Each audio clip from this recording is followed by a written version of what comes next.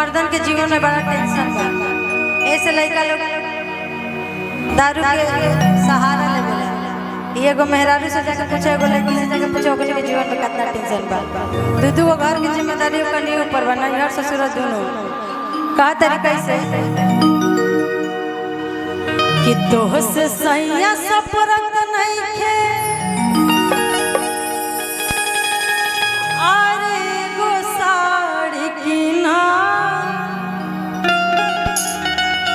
दिन भखात रहे।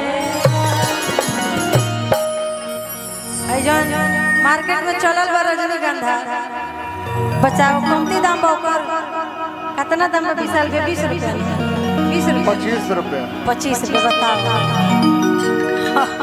हमारो भैया खा ले विशाल भैया, इनका पास घर भेजे के पैसा नहीं थे, बाकी रजनीगंधा खाए के पैसा बा।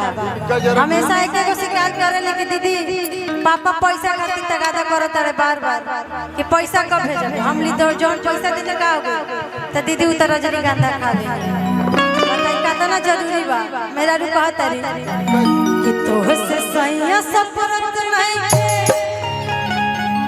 एको साड़ी की ना दिन भखात रहे, दिन भखात रहे।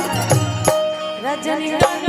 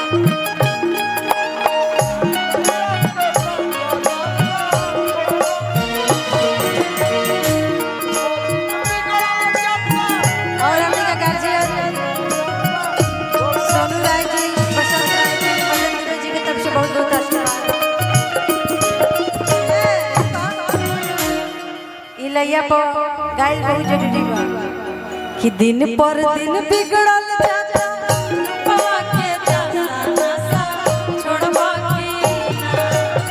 दिन पर दिन बिगड़ल जाता रूपवा के जाना नशा छोड़वा के ना। तोहरे बिगड़िए भइली कलल बाता नशा छोड़वा के ना। तोहरे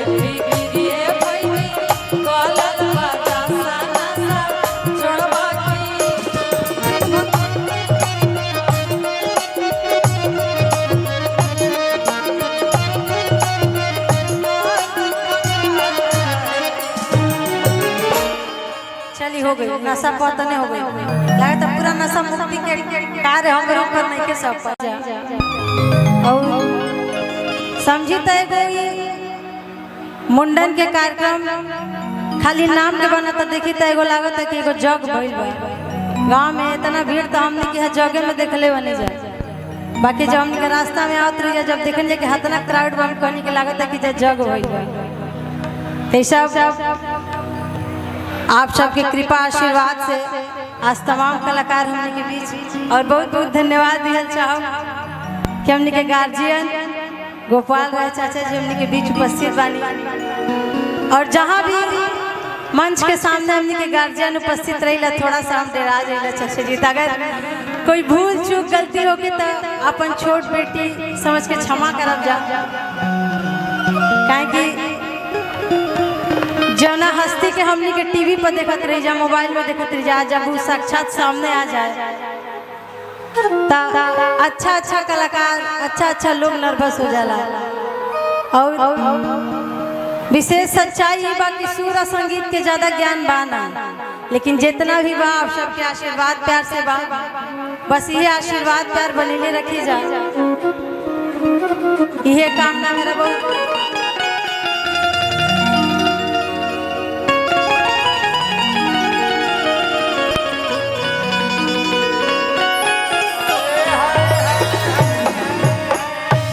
मंच पे अभी ऋषु किशु के टीम रहे, बहुत अच्छा वो लोग म्यूजिशियन आ लोग बहुत अच्छा बजावे ला लोग, हमने के पारिवारिक आ लोग। और मंच पे फिलहाल हमने के टीम अंदीप बाबा के टीम बा, इहो लोग के स्वागत अभिनंदन बा।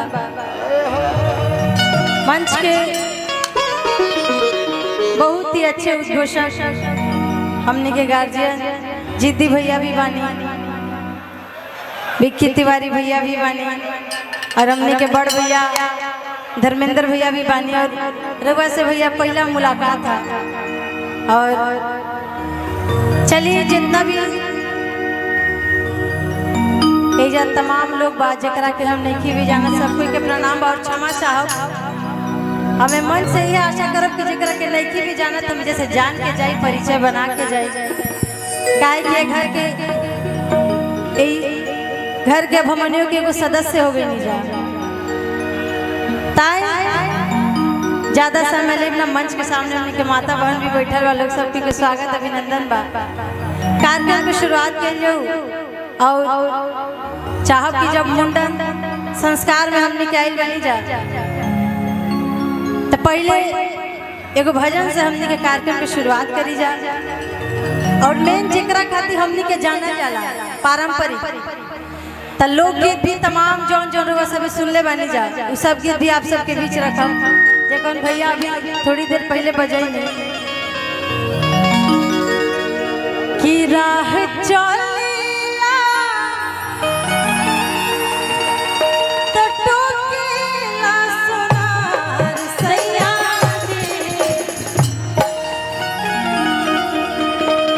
त काहे नथिया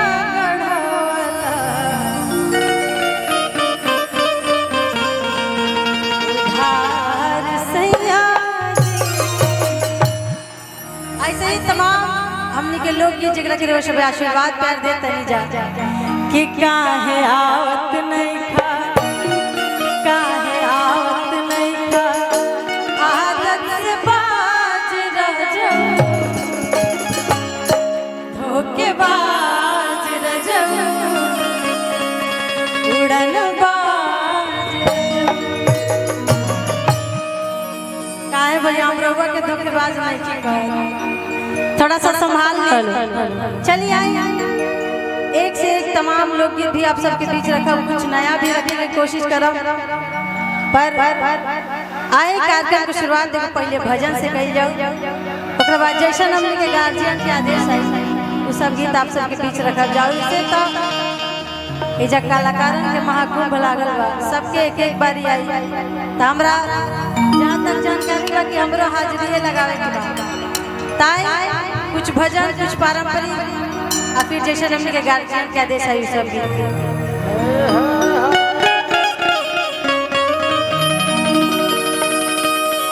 मंच पे हमने के छोट भाई हर्षित भाई भी बाड़े और तमाम जितना भी लोग हम क्षमा करब नामवा नहीं जाना।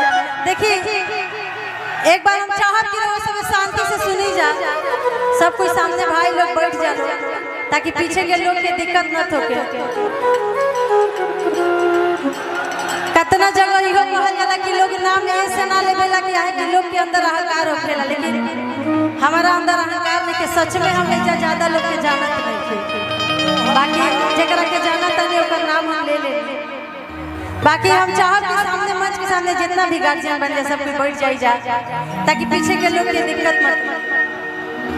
अगर आप लोग चाहते हैं कि कार्यक्रम आगे बढ़े तो ये अतुल राय जी की पूरी टीम बड़ी मेहनत से व्यवस्था की है। जो आगे आप लोग भैया है ना, आप लोग बैठ जाइए प्लीज। ये जो कैमरे लगे हैं इनके अलावा जो लोग हैं आप लोग बैठ जाइए। देखिए पीछे पूरे अतुल राय की टीम के लोग आप लोग को आवाज दे रहे हैं। अगर चाहते हैं कि कार्यक्रम आगे बढ़े तो आप लोग बैठ जाइए भैया। बड़ी मेहनत से टेंट का ये कुर्सियां और व्यवस्था हुआ है, आप लोगों से आग्रह कि बैठ जाइए। सभ्यता का परिचय दीजिए। आप लोग पीछे बहुत लोग बैठे हुए हैं, उनको दिखाई नहीं दे रहा है। आप लोग भैया बैठ जाइए। हमारे समिति के लोग आपको बैठाएं, उससे अच्छा पहले कि आप लोग बैठ जाइए प्लीज। भाई साहब, भैया हेलो, कैमरा सेट करके तुम भी बैठ जाओ, तुम भी थोड़ी देर के लिए बैठ जाओ। हेलो भाई, 2 मिनट के लिए तुम भी बैठ जाओ सेट करके। अगर आप लोग चाहते हैं कि कार्यक्रम आगे बढ़े तो थोड़ा बैठिए आप लोग। बड़ी मेहनत किया गया है और ये दोनों बेटियां बड़ी जाम में फंस के आई हैं। 2.5 घंटा ये लोग जाम में थी और जब तक ये लोग आ रही थी तब तक हमारे ऊपर इतना प्रेशर था। ठीक हो गया ना? एक बार ताली बजा दीजिए जो लोग बैठे हैं उनके लिए। आप लोग ताली बजा के स्वागत कर दीजिए जो लोग कहने पर बैठ गए। भैया बैठ जाओ ना बाबू। आई